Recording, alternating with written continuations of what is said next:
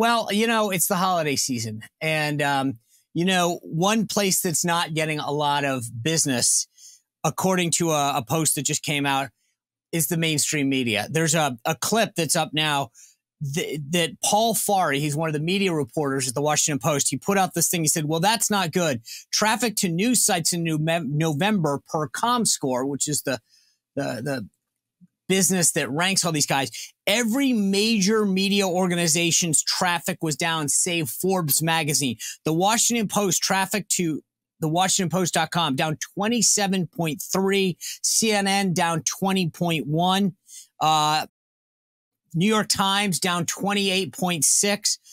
It goes on and on and on.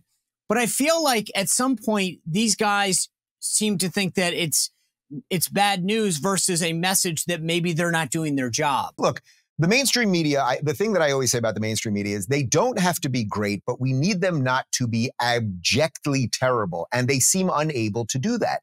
They lie about almost everything from Donald Trump verifying people on both sides, to the COVID vaccine works, to Brett Kavanaugh's a serial rapist, to the Covington kids are racist, Jussie Smollett was going to be lynched. I mean, we could do this all day, right? So then what happens is people are like, oh, maybe these people are lying to us about some other stuff. I better start getting my news elsewhere.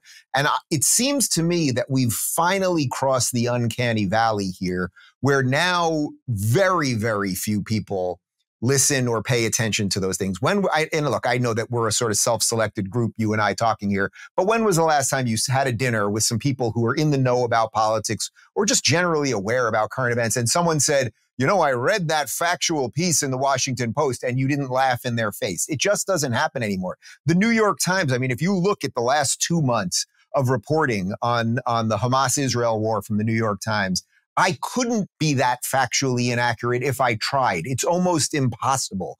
They lie about everything. People are seeing it. And fortunately, there is something about the truth that remains eternal. And if you lie to people long enough, they will somehow revert back to the truth. Now, that doesn't mean that you and I are right about everything all the time, nor do we purport to be. It's on us, and I would say independent creators, to do the best job we can to get truth out there. But let that dinosaur die. It would have been nice had it not had to die. But at this point, what is left at CNN or the New York Times or Washington Post or MSNBC?